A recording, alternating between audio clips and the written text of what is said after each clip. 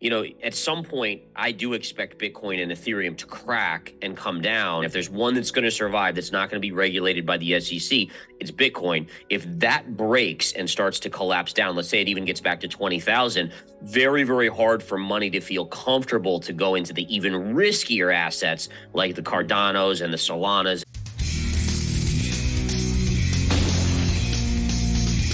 In today's video, Chief Market Strategist of InTheMoneyStocks.com Gareth Soloway tells us all about his latest analysis of the charts as well as his predictions and price targets for Bitcoin and Ethereum. He believes that we could possibly see Bitcoin's low in the coming months. Soloway shares his opinion regarding high inflation rates, the stock market, the crypto market, and the Fed. But right now, it's altcoin collapse. I think you and I both remember about a month or two ago when Bitcoin was knocking on that 30,000 door, everyone was saying, get ready, load the boat for the alt season move here. This is going to be it, remember? And we know that that did not occur. And one of the things that I brought forward, which is a very logical way of thinking, is I love to use this this kind of example, which is if you just take a market with 10 people in it, right? And at first, there's no one long a stock or a crypto, but slowly people start buying, right? So when you get to the point where everyone's saying the altcoin season is going to happen, get long, essentially everyone that is long is going to have gotten long. So let's say all 10 people are long. If prices haven't moved up at that point, logic dictates that there's no one else to buy, and all it takes in the market is one or two negatives, one or two sellers, and people start panicking and then start dumping. And so I think anytime in the future where you hear like, oh, this is going to happen, and by the way, this is getting into the halving of it too, and I'm a skeptic that this next halving is going to have the impact that the last ones have, because that's all I hear now. Oh, don't worry, the altcoin, don't worry, the halving is coming up, just be ready for that. And right away, I'm like, that makes me nervous, because then everyone is getting long for that halving process. And it means that, again, who left is to buy. I think regulation, I don't know, Ben, how you feel, but without regulation framework, I think crypto's in a heap of trouble for a period until we get that regulation. There's a lot of altcoins that have already put in new lows. Yeah, go ahead and share your screen and maybe walk us through what you. I just wanted to show that Bitcoin dominance chart because I think it's such an important chart, how you've been knocking on this 49% level over and over again. And then look at what's happening right here. And one of the things you're mentioning is dead on, is number one, charting as a chartist, which is what I do, is that it tells you the more you knock on a door, the more likely eventually you break through. And so in this case, this door was a firm door stretching back to really 2021, right? And again, I'm big on analogies and examples. Think about this, folks. When you go up to a door, let's say it's locked, let's say your cat's in there, your house is on fire, you really have to get through that door. You're going to run against it, bam, into it, right? Chances are it's not going to break the first time. You do it again, it might start to crack. You do it again, it cracks a little bit more.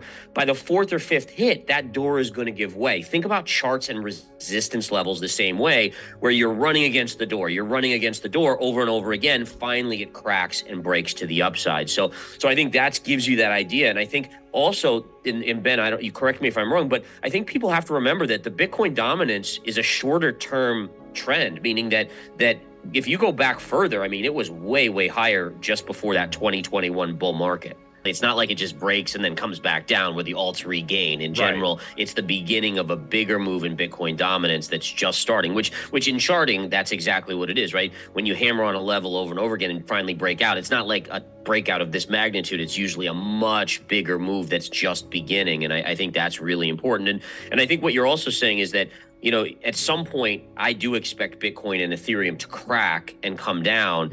And in general, that's not going to be good for the alts, because if you have people getting scared even at the top, the best, I mean, Bitcoin, again, if there's one that's going to survive that's not going to be regulated by the SEC, it's Bitcoin. If that breaks and starts to collapse down, let's say it even gets back to 20,000, very, very hard for money to feel comfortable to go into the even riskier assets like the Cardanos and the Solanas and those other ones as well. Can you kind of explain what you experienced back then and what are some of the similarities you're seeing in crypto today? Yeah, absolutely. So a couple things in terms of real world, like being in it. So the same things in terms of what happened in 2021 and even what happened over the last few months with the meme coin, shitcoin kind of situation where you had these people that were they were bringing to market anything. I mean, it could have been like, hey, we drop ship, widgets. It like literally meant nothing, but they would name their company widget.com, right? Pets.com, like all these .coms, and instantaneously they would shoot up hundreds of percentage. They would 10x, 15x, 20x. You'd have these pump and dump schemes, which again, unfortunately, crypto Twitter and some of these other things, that's happened as well, where you had these people that would go on these message boards. Back then, by the way, the internet was in its infancy, but you still had these like Yahoo message boards where people would go on and pump and say, oh, this is going to be the next greatest thing. It was kind of the influencer type group of the early ages of the internet. And so you had the same mentality coming into it, which again, if you notice in these crazy periods and other assets, you'll have the same sort of thing. People repeat, right? Leopards don't change their stripes, as they say. And so you have the same sort of impact, the same sort of bad behavior, if you will, that goes on. And by the way, you could go back to the 1980s with you look at the Jordan Belforts and stuff like that, with the pumping of the penny stocks and stuff like that. I mean, it happens every so often because greed and fear never change. Right. So the greed of people will make them want to believe that whatever it is, even if they know deep down it has no value, they still believe that they can 10x their money and then sell it to someone else at a higher level. And that in and of itself was what raised flags for me, is just being like, holy cow, I'm having like PTSD flashback from the 1999 2000 level. This is exactly what people were doing, and look at how it came out. And so I think for me, that was like the real recognition of something's wrong here. When you have things that are being shilled that do not have any intrinsic value or use case even, that's a warning sign. So again, the data you're talking about, I think, is really important, Ben, as well as looking at the actual data as well. So yeah. Is it that, or are you also looking a lot at like, the inverted yield curve and the Federal Reserve monetary policy? Does all that play a role? Yeah, I think that's really important, right? Because so 2019, you're right, you had a lot of this kind of going on. It was kind of like the precursor to the big one, if you will, which occurred in 2021 and all the way up into recent times. And I think the difference maker is that once we hit 2020, there was this flood of liquidity, right? You had so many situations where people were locked down, so they weren't driving, so they weren't spending money on gas, they weren't going out to eat, they weren't spending on money for food. The Fed, the government, the U.S. government was sending people checks if you made less than X amount of money. And so a lot of people were just sitting behind their computer, looking and seeing what was going on, and they have more and more money that they had in terms of liquidity. And we know the Fed was flooding the banking system with liquidity. And so it kind of created this almost tidal wave of, hey, I've got lots of money, I can't do anything with it, let me figure it out. Oh, this is like, it's almost a gambler's mentality. Oh, this looks like something I can do. And all of a sudden you hear about stories about Dogecoin and someone making $5 million on Dogecoin. And it's very much like the mentality of the lottery, right? Deep down, we know I play the lottery when it's like above $500 million, right? That's like my key thing. And deep down, I know I'm not going to win, but it's just fun. It's exciting. And so you get these people to kind of have this mentality of saying, hey, listen, if this person can do it, maybe I can win that lottery and 10x, 100x my money.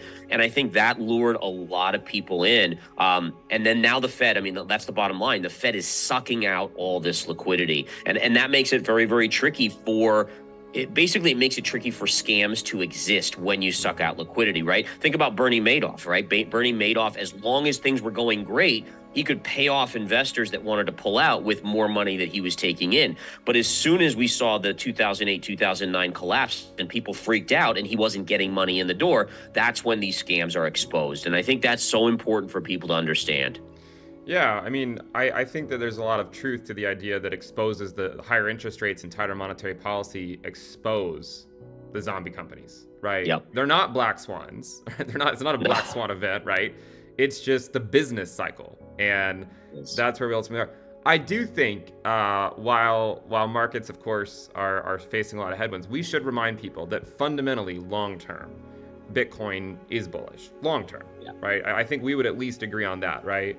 100% we agree on that, absolutely. And I even think there's a decent chance that Ethereum survives. I don't know, what type of form it's in, but it might be in this form, might be in something else. But I do believe that there's a use case for some of this stuff. So I think that longer term it is. But let's also remind ourselves that Amazon was, $100+ stock in 1999, 2000.